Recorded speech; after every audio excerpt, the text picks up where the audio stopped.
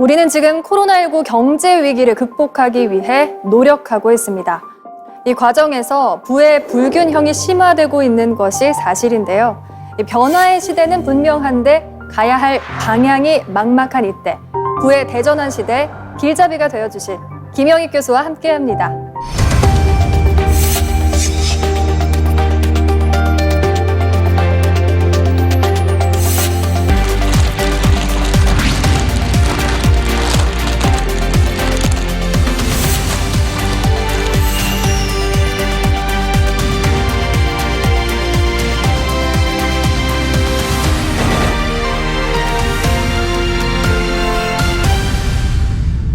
네, 교수님 반갑습니다. 네, 반갑습니다. 네, 투자에 대한 관심이 그 어느 때보다도 뜨겁습니다. 그런데 이제 교수님께서는 이 투자를 하기 전에 글로벌 경제 상황에 대해서 먼저 알아야 된다, 이런 말씀을 많이 하셨다고 알고 있거든요. 이유가 무엇인가요? 네, 가끔 부자들, CEO들 만나면 시대에 당하지 말자 이런 말씀을 하시거든요. 그러니까 우리가 가정에서나 회사나 정말 많은 의사결정을 내려야 되죠. 그런 의사결정이 시대의 흐름에 맞는 의사결정이어야 된다는 겁니다. 그래서 꼭 이제 글로벌 경제 상황을 먼저 알아야 한다는 말씀이시군요. 그렇죠. 전체적으로 세계 경제가 어떻게 돌아오고 금융시장은 어떻게 돌아오고 여기서 이제 미시적인 투자 의사결정이 나오게 되는 거죠. 네, 오늘도 이 경제 뉴스를 보면서 한숨 쉬시고 있던 분들 오늘 강연 꼭 주목하셨으면 좋겠습니다. 강연 부탁드립니다. 네, 고맙습니다.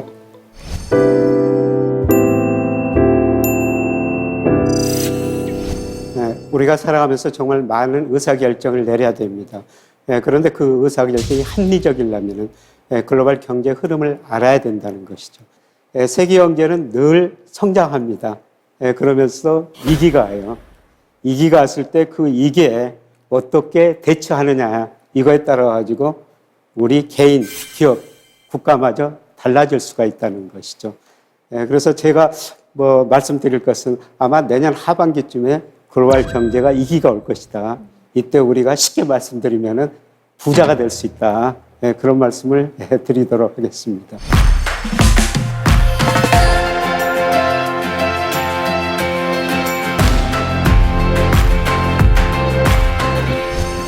우선 저는 세계 경제는 아주 장기적으로 낙관적으로 보고 있어요. 저 그림에 나오고 있습니다만 아시아 여자가 쇼핑한 거를 미국 남자가 들어주는 그림이에요. 그동안 미국 사람들이 소비하면서 세계 경제 성장을 주도했거든요. 그런데 미국 사람들이 은행에서 돈을 너무 많이 빌렸었습니다. 과거보다 소득 증가 속도가 줄어들고 있어요. 그럼에도 불구하고 세계 경제가 성장할 수 있는 것은 아시아 소비자들이 있기 때문입니다. 혹시 우리 아나운서님, 우리 10명당 몇 명이 자동차 보유하고 있는지 아세요? 와, 되게 많이 보유할 것 같은데 한 7명? 굉장히 부자시네요. 네.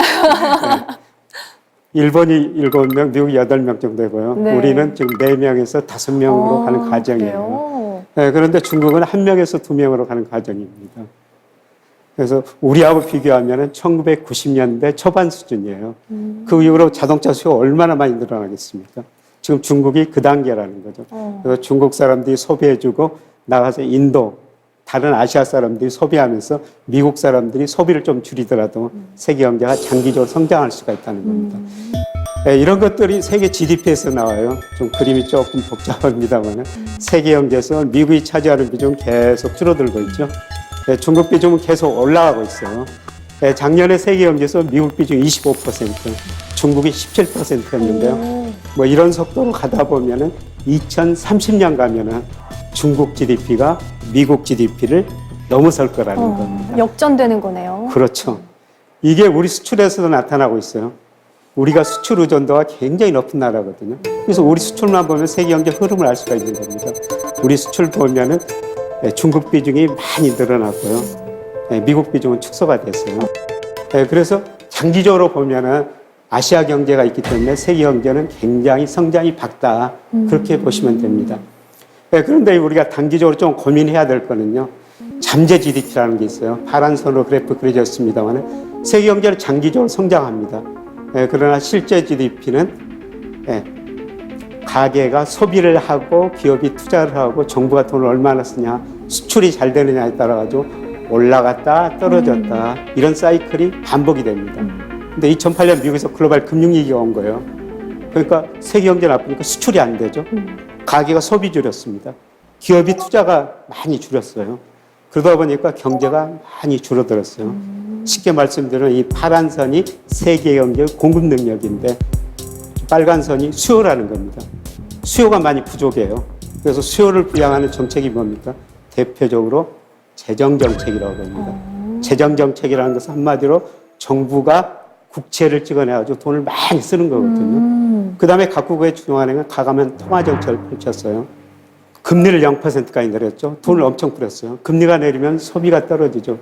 혹시 금리가 뭐라고 생각하세요? 금리요? 너무 어려운데요. 좀 쉽게 좀 설명해 주세요. 예. 금리라는 건 이런 거예요. 제가 지금 100만 원 가지고 있습니다. 이 방송 끝나고 그 돈 가지고 맛있는 것도 먹고 쇼핑도 하면 굉장히 즐겁거든요. 예, 그런데 그 돈을 은행에다 맡겼습니다.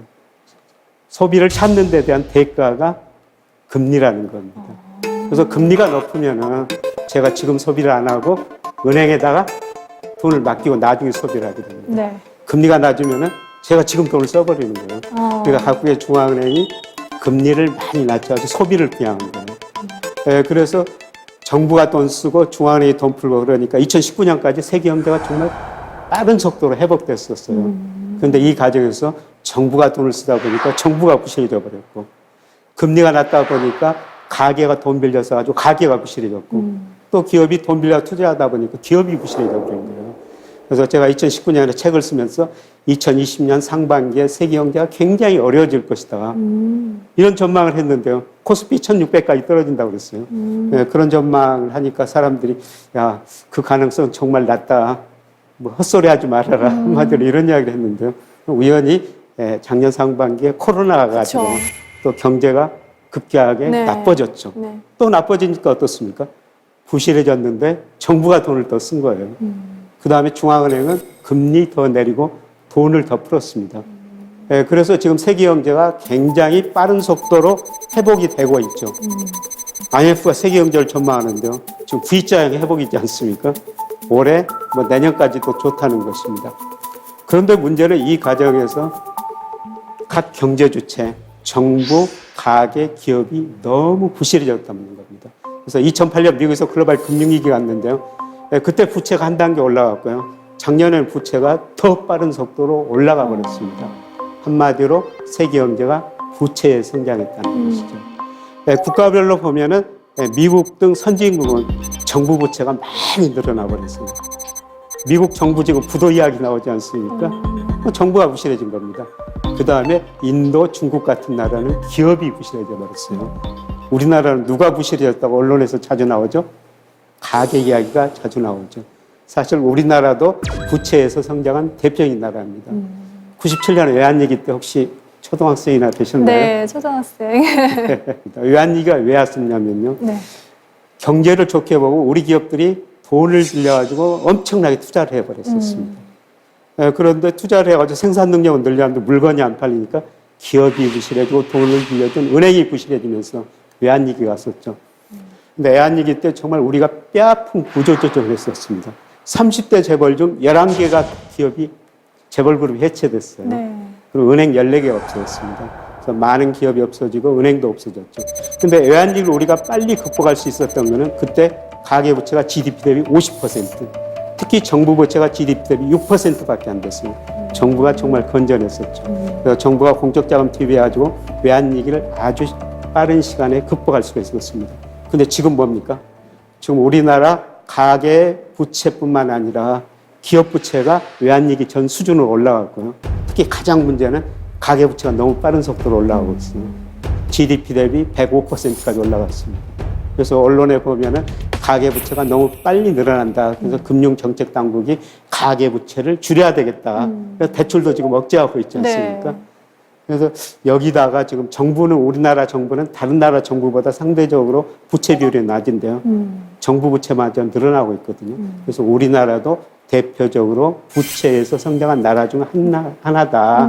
이렇게 지금 볼 수가 있는 것이죠. 교수님, 근데요, 가계부채가 왜 이렇게 급속도로 성장을 하고 있는 걸까요? 늘어나고 있는 이유가 뭘까요? 첫 번째로는 네. 가계보다 소득 속도가 증가 속도가 줄어드니까 소비를 해야 되니까 일부 가계들 돈 빌려 소비하고요. 그다음에 주식 올랐죠.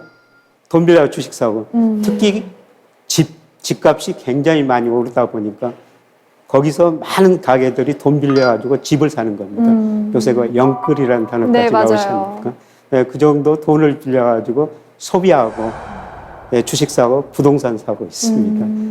그래서 가계부채가 늘어났는데 이 가계부채가 늘어나는 게 문제가 뭐냐면은 우리나라 가계가 원리금 상환 비율이라고 하죠. 36%를 원리금 상환한 데습니다.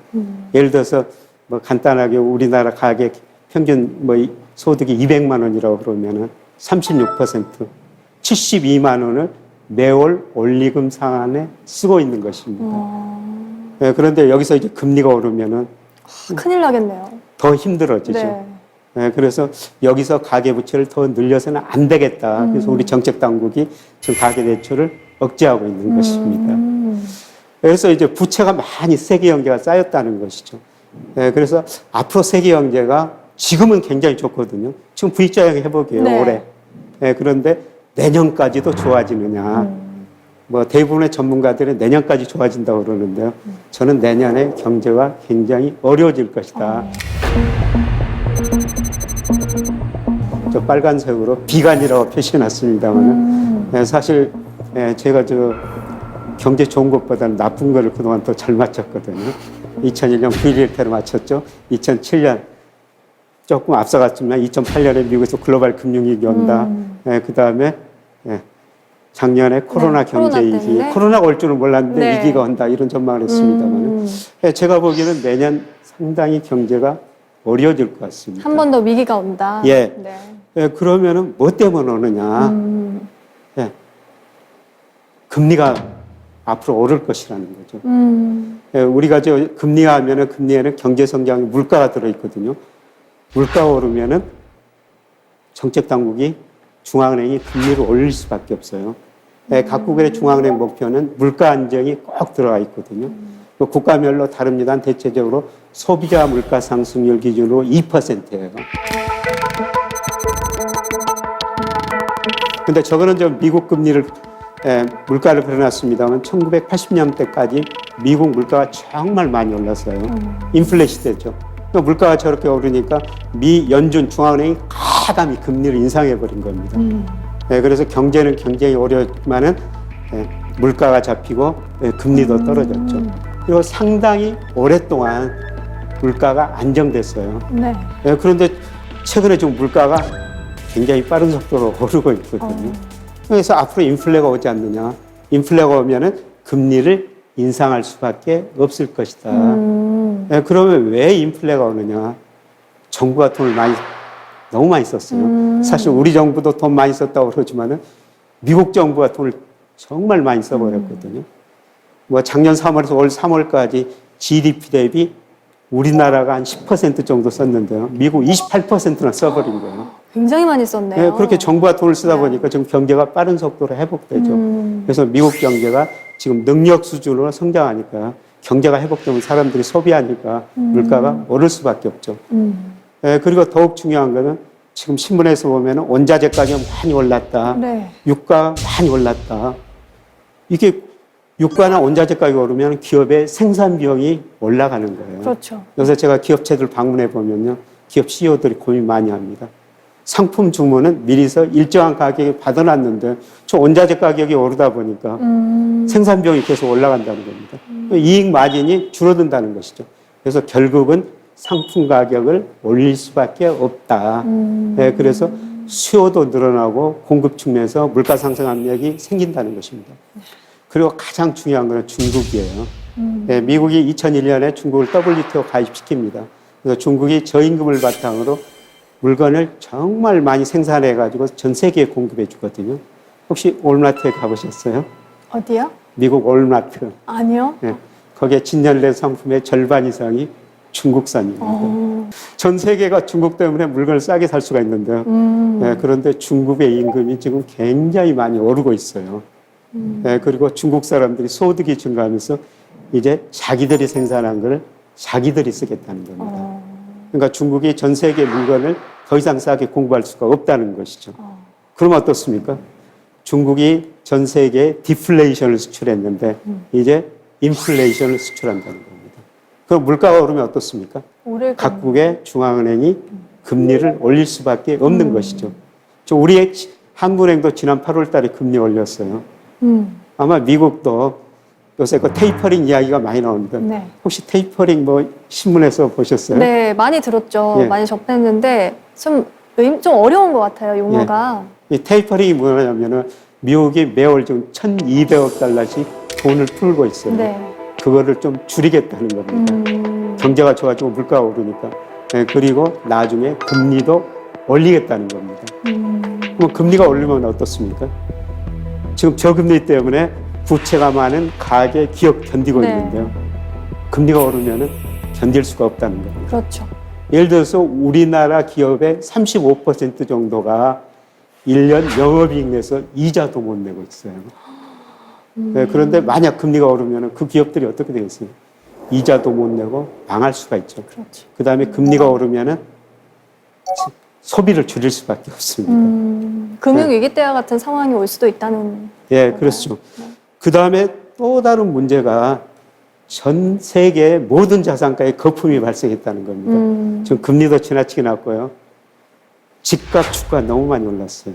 맞아요. 대표적으로 집값, 주가 많이 오른 데가 미국입니다.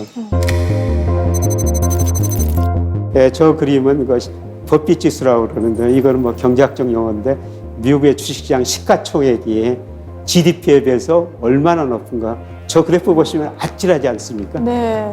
올 2분기 GDP 대비 시가총액이 332%예요. 와, 진짜 과거 평균 가파르게. 2000년 이후로 평균이 180%. 네. 2000년 IT 거품 붕괴 직전에 180% 정도, 200% 정도 됐거든요.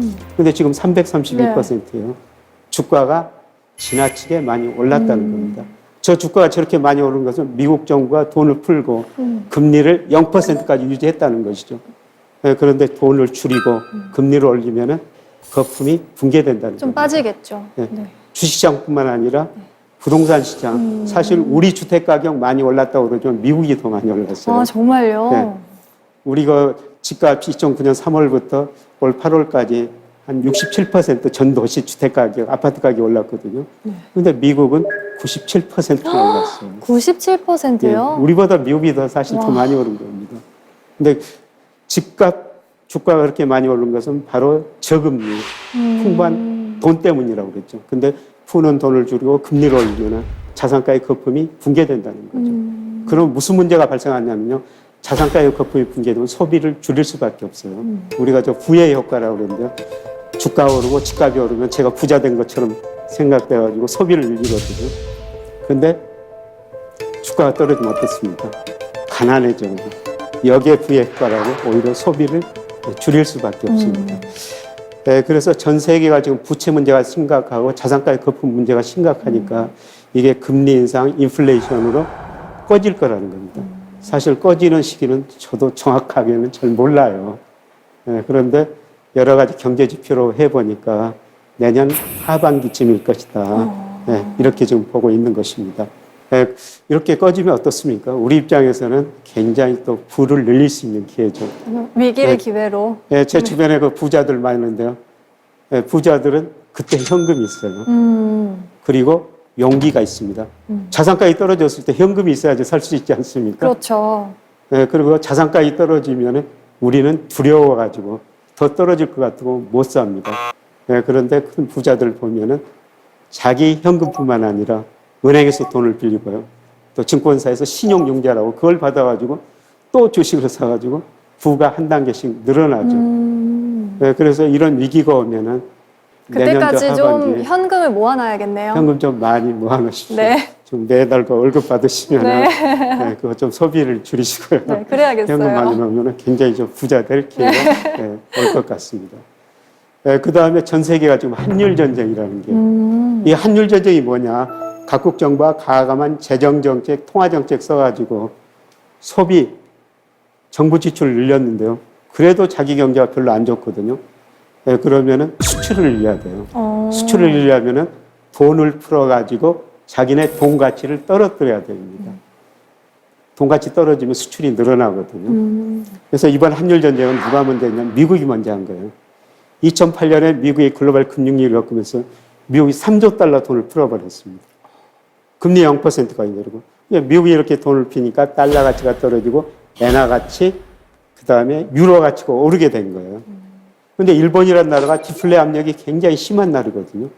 이런 상황에서 자기네 돈 가치가 오르고 수출이 안 되고 물가가 더 떨어지니까 일본이 견딜 수 없어가지고 2012년 아베노믹스라고 해가지고요. 물가 2%될 때까지 무한정 돈을 풀어보자. 일본이 엄청나게 돈을 푼 거예요. 잇따라 유럽 중앙은행도 돈을 풀면서 한일 전쟁에 가담하는 겁니다. 그래서 미국, 일본, 유럽 중앙은행 경쟁적으로 한일 전쟁을 하다가요. 경제가 좀 회복되니까 조금 쉬었어요. 근데 작년 코로나19로 경제가 다시 나빠지니까 또 미국이 단 석 달 만에 돈 3조 달러 풀어버려요. 지난 6년 동안 2008년 글로벌 금융위기에 겪으면서 극복하기 위해서 6년 동안 풀었던 돈을 단 석 달 만에 풀어버립니다. 그러니까 또 일본이 풀고 최근에 유럽 중앙은행도 경쟁적으로 돈을 풀고 있어요. 전 세계가 저렇게 많은 돈을 풀고 있습니다. 저렇게 돈 많이 푸는데 언젠가는 인플레 안 오겠어요? 올 수밖에 없습니다. 네. 시기의 문제죠. 네, 그러면 각국의 중앙은행은 금리를 인상할 수밖에 없고 이 금리 인상이 자산 가격의 거품 붕괴, 부채 문제를 드러낼 거라는 겁니다. 네, 그래서 장기적으로 보면은 저 달러 가치가 하락해요. 네, 그런데 이 달러 가치가 왜 떨어지냐면요. 미국 기축통화 그래요. 미국 연준이 중앙은행에 돈을 엄청 찍어내가지고 정부가 일부를 가계한테 주거든요. 가계가 소비를 합니다. 네, 그래서 미국 무역수지, 경상수지 적자가 엄청나게 많이 늘어나는 거예요. 네, 그래서 지난 2분기 기준으로 보니까 미국의 대순부채가 15조 4천억 달러 정도 됩니다. GDP 대비 68%나 돼요. 지금 미국의 대내 불균형이 확대됐다. 미국 정부가 돈을 많이 쓰다 보니까 지금 미국 정부 부채가 GDP 대비 130% 정도 되면서 미국이 국가 부도위기까지 갈 것이다. 이런 이야기까지 나오는데 또 대부채도 많거든요. 네, 기축통화라 견디고 있는데요. 저게 오래 견디지는 못할 겁니다. 네, 저것 때문에 달러 가치가 장기적으로는 떨어질 가능성이 높다. 이렇게 좀 볼 수가 있습니다. 자, 글로벌 경제 흐름을 살펴봤는데요. 이제 우리 경제 한번 살펴볼까요? 네, 우리 경제도 작년 하반기 후 빠른 속도로 회복되고 있어요. 그래서 동행지수 순환 변동치라는 게 현재 경기를 나타내는 대표적인 지표인데요. 뭐 우리도 V자형 회복 보였지 않습니까? 네. 네, 그런데 제가 V자형 우리 경기 회복됐다 그러면 중소기업 자영업자 하는 분들이 무슨 소리냐 이런 말씀을 하실 텐데요. 저는 그 대기업 경기라고 보시면 됩니다. 그래서 우리 경제가 올해 한 4% 성장하고요. 한국은행이 전망하기를 내년에 한 3% 정도 성장할 것이다. 이렇게 내년에 성장률이 좀 낮아질 것이다. 이렇게 보고 있는데요. 그런데 우리 경제의 문제점은 구조적으로 성장 능력이 떨어진다는 겁니다. 이 잠재 성장률이라는 것은 우리 경제가 성장할 수 있는 능력이에요. 근데 과거에는 뭐 10% 넘는 성장했다, 7% 떨어졌다. 지금 1%로 진입하는 과정입니다. 그거는 우리나라가 인구가 줄어들기 때문에요. 일할 수 있는 인구들이 계속 줄어들고 있기 때문입니다. 그래서 우리 성장 능력이 떨어지고 있다. 이렇게 보면 되는데요. 과거에는 뭐 10%, 9% 성장할 때는 경제 규모 파이가 굉장히 커졌기 때문에 기업들이 같이 성장할 수가 있었어요. 근데 갈수록 커지는 규모가 줄어들거든요. 그러면 그걸 나눠 가져야 돼요. 그래서 경쟁력 있는 기업은 더 많이 가져가고 그 회사 다니는 사람들은 더 잘 되고 경쟁력 없는 기업은 시장에 퇴출되고 차별화가 너무 심화됐다는 겁니다. 네, 그래서 우리 정부가 지금 내세우는 게 포용자본주의. 이 포용자본주의 반대말이 축출자본주의예요. 우리나라뿐만 아니라 자본주의 자체의 문제죠. 빈부의 격차가 소득 불균이 너무 심화됐다는 겁니다. 그래서 그걸 좀 나누고 살자. 이게 포용자본주의입니다. 근데 그게 좀 가능한 건가요? 포용자본주의가 말은 참 좋게 들리는데 그게 현실적으로 가능한 정책인가요? 그것도 좀 궁금해요. 현실적으로 쉽지 않죠. 그죠? 하려면 이제 법인들한테, 기업들한테 세금 많이 걷어야 되고, 부자들한테 세금 많이 증세하고. 걷어야 돼요. 그래서 나눠줘야 됩니다. 근데 전 세계가 지금 그리 가고 있어요. 그래서 우리나라 포용 성장, 그다음에 중국의 공동 부유론이라고 그러거든요. 중국의 과거에는 그냥 우선 성장을 하자. 백명, 흑명, 그냥 검은 고양이든 흰 고양이든 우선 잡자, 성장하자 그랬는데 중국이 이제 소득 불균이 심화되니까 우리 같이 살자. 그게 공동 부유론이고요. 그 세계의 흐름이군요. 그렇죠. 네, 미국 바이든 정부도 정책 목표가요. 중산층 회복을 위한 안정 성장이에요. 그냥 중산층 회복시키려면 어때야 되겠어요? 얼마 전에 맥킨지 보고서 보니까요. 부모보다 가난한 자식 세대 제목이. 주요 선진국 보면은 자식 세대가 부모 세대보다도 못 살고 있더라는 거죠. 역사적으로 보면 어떻습니까? 우리 자식 세대가 부모 세대보다 잘 살았죠. 그렇죠. 네, 그런데 상위 20%만 굉장히 많이 가져가고 평균적인 중간 가구 소득은 오히려 줄어들고 있다는 겁니다. 이게 이제 소득 불균형이죠. 네, 그러려면 이제 부자들한테 돈 많은 버는 기업들한테 세금 많이 걷어가지고 나눠줘야 된다는 겁니다. 그래서 전 세계가 지금 그쪽으로 가고 있는데요. 또 반대하는 쪽도 많아가지고 쉽게 진행되지는 네. 않고 있죠. 그런데 아마 세계가 그쪽으로 가게 될 거예요.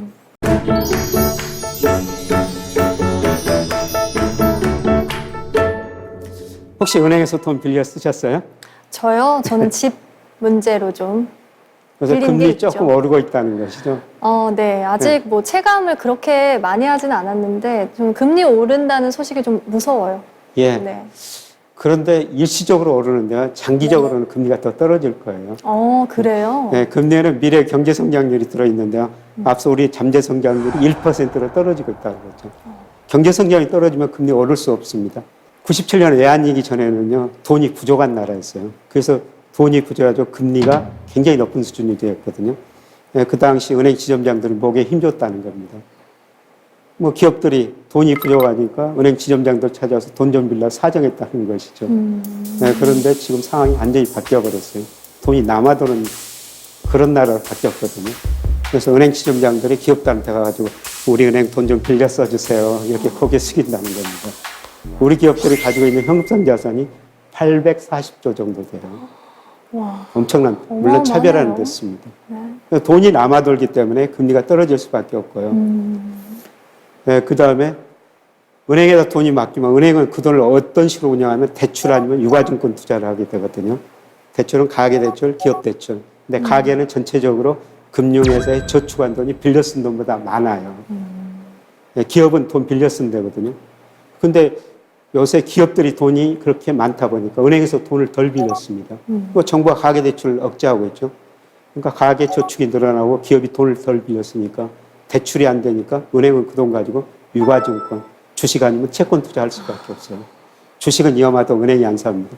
채권만 엄청 많이 사죠. 네, 그래서 한 그룹, 금융그룹의 그 회장이 이런 이야기를 해요. 가계 은행 경쟁력이 대출에 있었는데 지금은 유가증권 운용에 있다. 자기 자본으로 유가증권을 얼마나 잘 운용해 주느냐. 특히 고객 자산을 얼마나 잘 운용해 주느냐. 그래서 은행이 채권 사면요, 금리가 더 떨어질 수밖에 없습니다. 그래서 최근에 금리 상승은 일시적이다. 이렇게 보시면 됩니다. 네. 아마 내년 하반기 내후년 가면서 금리가 더 떨어지게 될 겁니다. 그래서 우리가 구조적으로 저성장, 저금리 시대에 접어든 거예요. 조금 어두운 이야기지만. 그래서 이런 저성장, 저금리 시대 때 첫 번째 뭐 해야 되겠어요? 일하면서 근로소득 얻는 게 굉장히 중요합니다.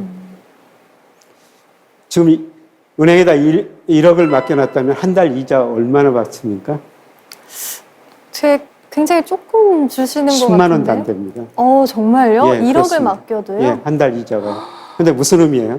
우리가 어떤 일을 해가지고 한 달 10만 원 벌면은 은행에다 1억 맡긴 것과 똑같은 현금 흐름이다. 그렇죠. 그래서 우선 저성장, 저금리 시대에는 일하면서 근로소득 얻는 게 정말 중요하다는 것이죠. 네. 얼마 전에 일본 금융그룹 회장 강의 들었어요. 일본이 우리보다 저성장, 저금리 시대를 먼저 겪었거든요. 두 가지 이야기합니다. 불행한 일이지만 늙어 죽기 전까지 일해라. 우리 아나운서님 아마 100세까지 일하시라고 해야 될 거예요. 그러려면 어떻게 해야 되겠어요? 아무거나 잘 먹어라. 음식 가리지 말고 건강해야 된다는 거죠. 저성장 저금리 시대 일본이 겪으면서 그 대응 방법입니다. 그 다음에 저성장 저금리니까 모든 자산의 기대 수익률을 낮춰야 돼요. 자, 요새 그 주가 많이 오르니까 미국 주가 많이 투자하는데요. 저는 앞으로 10년은 제가 처음에 세계 성장 쪽이 미국에서 아시아 쪽으로 이전될 것이다. 지난 10년은 미국 주가가 많이 올랐는데요. 2000년에서 2009년은 중국 등 아시아 주가가 많이 올랐어요. 저는 다음 10년, 앞으로 10년은 미국보다는 아시아, 중국, 인도, 베트남 주가가 더 많이 오를 거라고 보고 있습니다. 자, 우리 주가 작년까지는, 재작년까지는 저평가됐어요. 지금 고평가형에 들어서 버렸습니다. 네, 그래서 우리 명목 GDP가 앞으로 한 3%, 4% 성장할 텐데요. 주식에 대한 기대 수익률을 4 내지 5% 정도로 낮추는 게 낫습니다. 네, 그럼에도 불구하고 저는 꼭 배당 투자는 하셔야 된다고 그럽니다. 지금 우리가 은행에다 예금하면 1% 금리도 안 주거든요. 근데 코스피 배당 수익률이 2%고요. 네, 그 다음에 우리나라를 대표하는 몇몇 기업, 이런 기업들 보면은 배당 수익률이 4 내지 5%예요. 네, 저는 뭐 삼성전자, KT, 포스코, 현대차 임직원들한테 강의하면서 월급 받아가지고 그 돈 은행에다 맡기지 마시고 당신네가 주식을 사가지고 배당을 받으세요. 그래서 월급 받으실 때마다 그런 주식들 배당을 받으시면 은행에 맡길 돈이라면은 은행 1% 받는 것보다는 배당 투자 4% 하시는 게 좋을 거라는 겁니다. 마지막으로 자산 배분점 이야기할게요. 지금 우리나라 가계가요. 부동산 비중이 너무 높아요. 평균적으로 한 77%고요. 금융자산은 23%밖에 안 되거든요. 근데 갈수록 저는 부동산 유동성이 떨어지는 자산이라고 보고 있습니다. 유동성이 떨어진다는 건 뭐냐면 팔고 싶을 때 팔 수도 없는 그렇죠. 자산이 저는 일부 부동산이라고 보고 있어요. 그래서 부동산 비중이 너무 높고 가계 금융자산은 낮다. 그래서 전체적으로 부동산 비중 좀 줄이고 금융자산 늘리는 게 나을 것 같다. 그리고 금융자산 중에서 제가 배당 투자는 꼭 하셔야 된다고 말씀을 드렸습니다. 그런데 이거는 국가마다 성격이 달라요. 일본 사람들은 자기 금융자산의 54%는 은행에다 맡기고 있습니다. 일본 은행금리 0%거든요. 왜 그러냐 하면은 디플레이션 때문에 물가가 떨어지니까 0% 금리가 떨어 실질금리 플러스입니다. 그 다음에 일본 사람들이 평균 67세에 상속받는다는 것이죠. 67세 할아버지 할머니다 상속받아가지고 주식 채권 투자 안 하고요. 그냥 은행에다 맡겼다가 후손한테 물려주는 것입니다. 그런데 미국 사람들은 전혀 달라요. 52%를 주식으로 가지고 있습니다. 그래서 미국 주가는 많이 올랐는데 우리는 23%로 주식 비중이 미국하고 일본 뭐 중간쯤 뭐 일본에 좀 더 가깝죠. 그런데 저는 구조적으로 우리가 저금리 시대에 접어들었으니까 배당 투자 주식으로 한 25%, 뭐 30% 이 정도는 주식 투자에도 좋을 것 같다. 이런 말씀을 드립니다. 그런데 아무래도요, 저도 생각이 집은 사놓으면 무조건 오를 것 같거든요. 그런데 이런 투자 자산은 좀 어렵다는 생각이 좀 들어요. 근데 집을 사면은 굉장히 오래 가지고 있죠. 네. 주식은 오래 가지고 있지 않거든요. 예를 들어서 86년부터 KB 국민은행에서 우리나라 주택 가격을 발표하는데요. 예를 들어서 강남 아파트가 주가 지수, 아파트 지수가 한 9배 정도 올랐어요. 근데 강남 아파트에 비교되는 게 우리나라 전기전자업종 주가거든요. 네. 100배 올랐어요. 와. 그러니까 좋은 주식을 오래 가지고 있으면은 돈이 된다는 거예요. 부동산보다 훨씬 수익률이 좋다. 네, 그렇죠. 그런데 우리가 주식은 오래 못 가지고 있습니다. 왜냐하면 그렇죠. 매일 이렇게 변동이 심하고요. 오르면 더 오를 것 같아서 샀는데 떨어지니까 맞아요. 또 불안해가지고 팔고 맞아요. 그러거든요. 파란불 보면 또 마음이 콩닥거려서 팔고. 네. 그래서 집처럼 뭐 우리나라를 대표하는 각 업종의 1등주는요. 그냥 오래 가지고 있으면은 집보다 수익률이 훨씬 더 높다는 겁니다. 그래서 이런 의미에서 뭐 우리 가계자산 지금 부동산 비중이 너무 높은데요. 일정 부분은 금융자산 중에서 주식 비중을 조금 높이시는 게 좋을 것 같습니다. 그 다음에 우리나라뿐만 아니라 지금 국민연금 내시죠? 네네. 국민연금 해외 주식을 26%, 국내 주식 20% 더 많이 투자하거든요. 국민연금 해외주식 투자 잘해주고 있지만은 그래도 여윳돈 있으면은 우리가 해외주식도 해야 됩니다. 근데 서학개미라고 정말 많은 사람들이 지금 미국 주식만 많이 사고 있거든요. 네, 그런데 처음 말씀드렸습니다만 세계 성장 쪽 소비 축이 지금 아시아 쪽으로 이전되는 과정이에요. 그래서 앞으로 10년은 저는 미국 주식보다는 중국, 특히 인도, 베트남 주가가 많이 오르라고 보고 있습니다. 네, 그래서 미국 비중 좀 줄이시고요. 아시아 비중을 조금 늘리시는 게 네. 수익률을 좀 더 높이는 이런 투자 방법이 아닌가 이런 생각을 합니다. 네. 네, 그래서 오늘 제가 전체적으로 글로벌 경제의 흐름, 제가 좀 어두운 이야기를 했지만은 이기는 꼭 기회다. 내년 하반기에 우리가 현금을 가지고 있으면은 굉장히 부자 될 기회가 올 것이다. 모든 자산을 싸게 달 기회가 있을 것이다. 돈이라는 게 마지막으로 뭐라고 생각하세요? 돈이요? 예. 저는 돈이 좀 자유? 맞습니다. 네, 섭해 나오는 돈은 바닷물 같다. 좀 맛있을수록 먹이 탄다. 부자들, 그런 부자들이 많습니다. 근데 조지 버나드 쇼는 돈이 모든 건 아니지만 많을수록 좋다. 이게 이제 돈의 정의라는 겁니다. 제가 살아보면서 뭐 돈은 많은 게 좋죠. 애들 교육시켜야죠. 집 넓은 거 사야 그렇죠. 되죠. 뭐 용돈 부모님 드려야 되죠. 주변에 어려운 사람들 좀 나눠줘야 되죠. 네, 그런데 돈의 자유라는 거 정말 그게 정확한 돈의 정의가 아닌가 생각됩니다. 그래서 저도 돈이라는 거는 하고 싶은 일을 하고 싶을 때 하게 만든 게 처음에 말씀드렸지만 돈이다. 네, 그래서 내년에 저는 정말 우리가 돈 벌 부자 될 기회가 오리라고 보고 있기 때문에 미리서 좀 준비하시는 게 좋을 것 같다. 이런 말씀을 드리면서 마치겠습니다. 고맙습니다.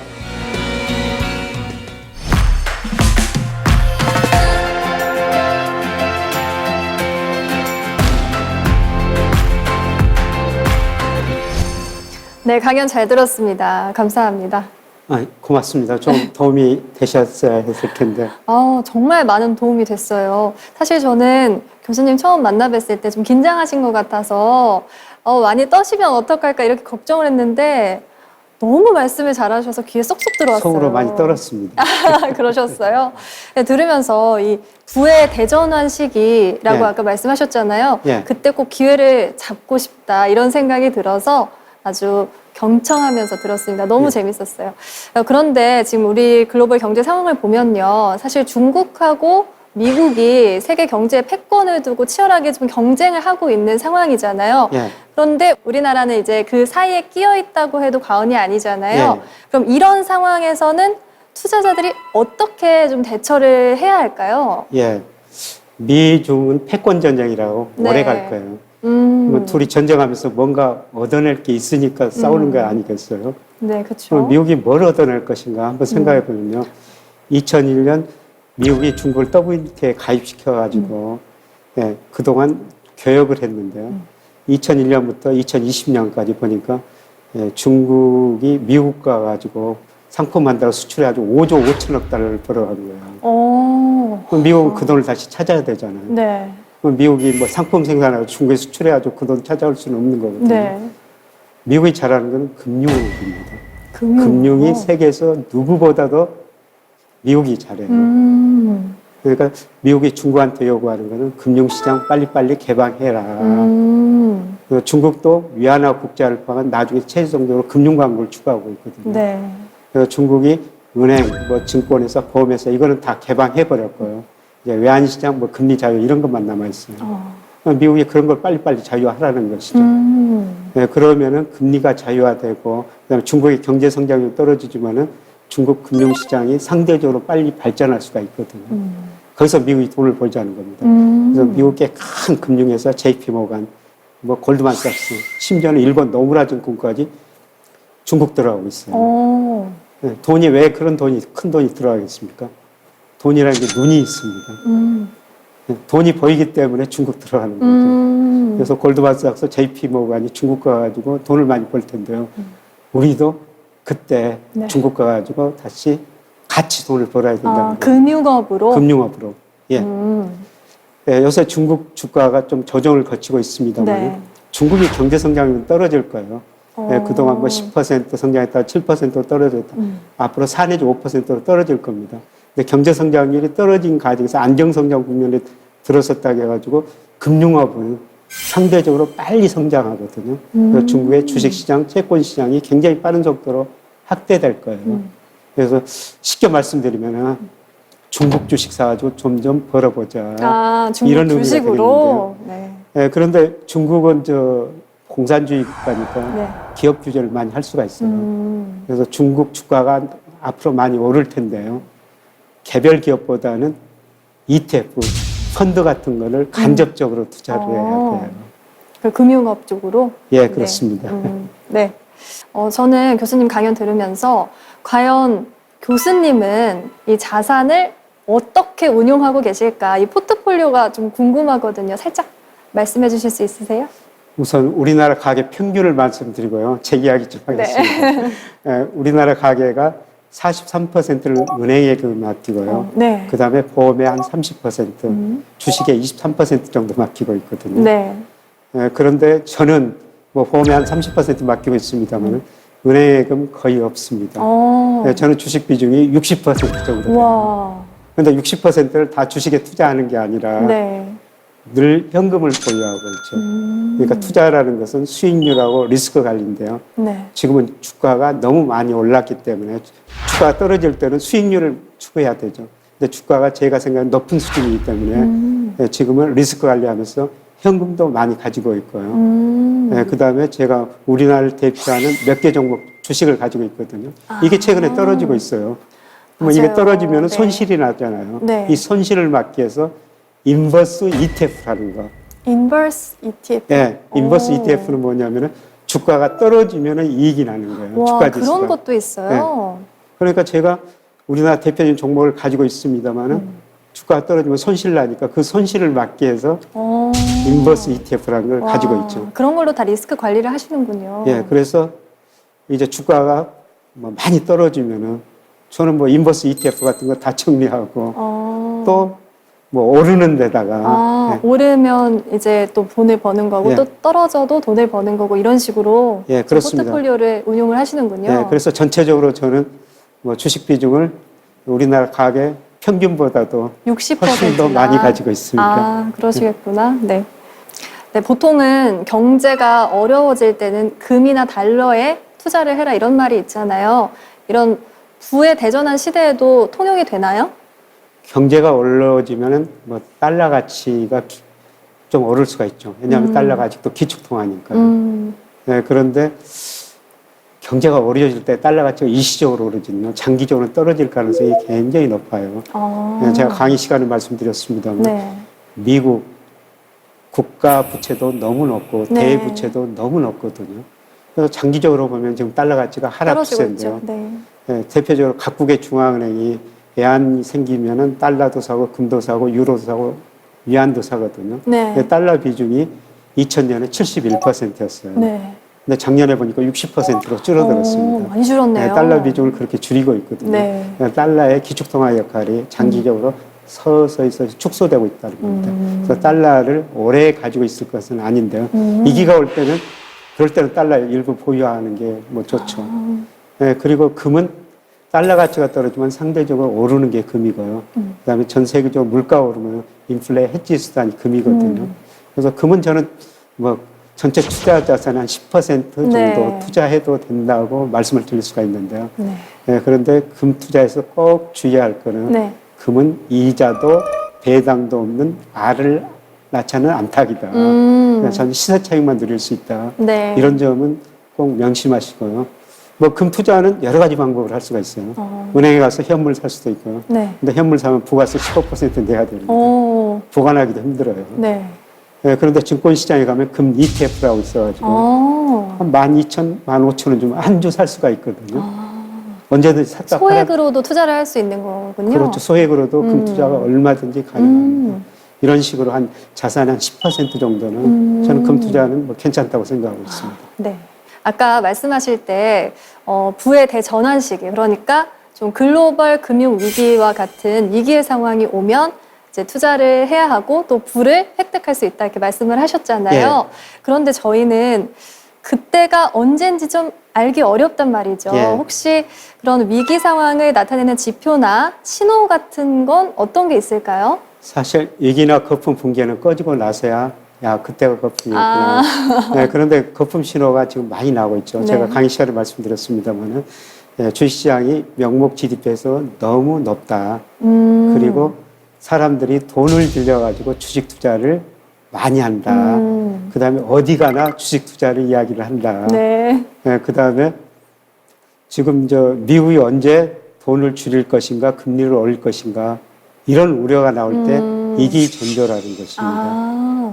네, 그런데 이제 구체적으로 좀 경제 지표로 보면요. 네. 이 장단기 금리차라는 게 있어요. 장단기 이거는 금리를 금리차. 좀 공부해야 되는데요. 네. 저는 저희 학생들한테 금리는 꼭 공부해야 한다. 금리만 알면 경제 공부 다 해야 된다. 다 했다. 이런 이야기를 하는데요. 이 경제가 좋아지면은 장기 금리가 단기 금리보다 더 많이 오릅니다. 아, 장기 금리가요? 네. 네, 금리에는 미래 경제에서 미래 물가가 들어있거든요. 그래서 장기 금리가 단기 금리보다 많이 오르면은 앞으로 경제가 좋아진다. 아, 좋아지겠구나. 네, 근데 장기 금리가 떨어지면은 앞으로 경제 성장, 물가 상승률이 떨어진다는 겁니다. 특히 장기 금리가 단기 금리보다 떨어지면은 네. 그거는 분명한 위기 신호였어요. 어. 그러니까 제가 2019년에, 2020년에 미국에서 경제 위기, 전 세계 위기가 온다. 그런 점만 했던 거는 2019년 9월 무렵 3분기에 장단기 금리차가 역전됐어요. 예를 들어서 장기 금리 미 10년 국채 수익률이 2년짜리, 3개월짜리보다 낮아졌거든요. 과거 역사를 보면 이 장단기 금리차가 역전되면 물론 시차는 조금 다르지만 네. 반드시 위기가 왔거든요. 그게 위기의 신호군요. 예, 그래서 네. 우리가 금리를 잘 보셔야 됩니다. 예, 그런데 최근에 이 장단기 금리차가 축소되고 있어요. 그래요? 예, 이게 줄어든다는 것은 앞으로 경제 성장률이 떨어질 것이다. 또 역전될 수도 있다. 예, 아직은 역전 아닌데 네. 역전되면은 그냥 경기 침체 온다, 경제 위기 온다 이렇게 생각하시면 됩니다. 네, 여러 경제 위기로 참 혼란스러운 시대잖아요. 네. 이런 시대에 개인 투자자들을 위해서 교수님 앞으로도 길잡이가 되어주셨으면 좋겠습니다. 오늘 강연 그리고 말씀 너무 감사합니다. 예, 고맙습니다.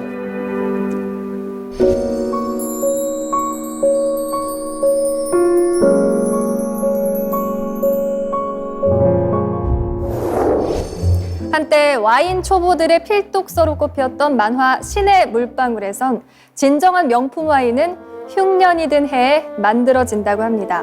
아마도 좋은 와인을 만드는 조건인 하늘, 땅, 그리고 사람의 노력 중에 사람의 노력이 가장 중요하다는 의미겠죠.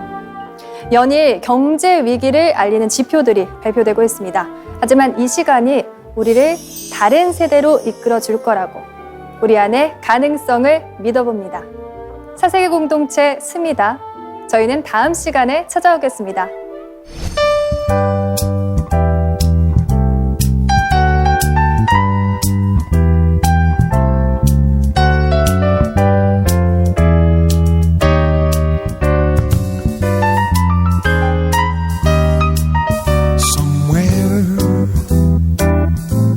Beyond the sea, somewhere waiting for me,